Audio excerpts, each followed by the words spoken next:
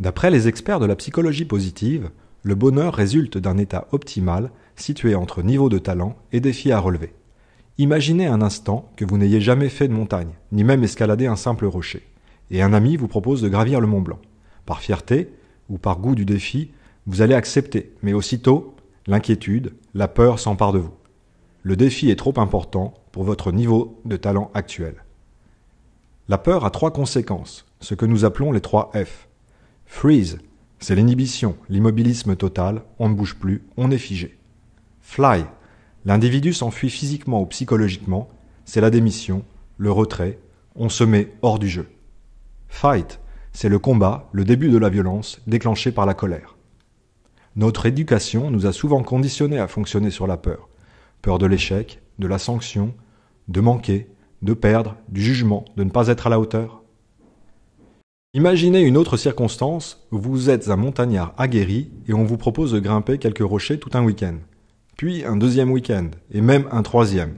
L'ennui s'installe alors et la réaction sera peu ou prou identique à celle de la peur.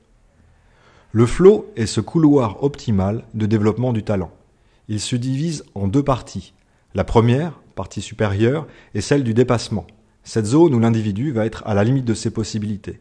Il mouille la chemise, il donne le meilleur de lui, il est à la limite de la peur.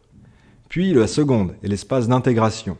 Le temps de la célébration, de dire bravo, de féliciter, le temps du repos et de la reconnaissance de la performance.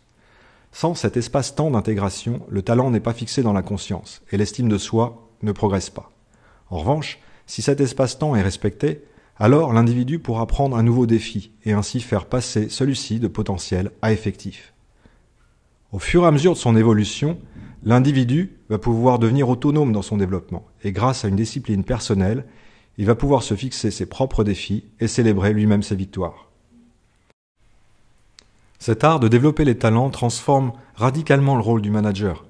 Chacun étant unique, ayant des talents uniques, son rôle va donc d'être à l'écoute du diamant qui dort en chacun et de le révéler. Un peu comme un sculpteur. Regardez les sculptures de Rodin. La sculpture était déjà dans la pierre, et seule celle-ci y était. Le travail de Rodin a été de percevoir la sculpture et de découvrir la pierre de son surplus pour que l'œuvre apparaisse. Le manager devient alors un découvreur, un révélateur de talent, et à ce titre ne peut appliquer les mêmes recettes, méthodes pour chacun.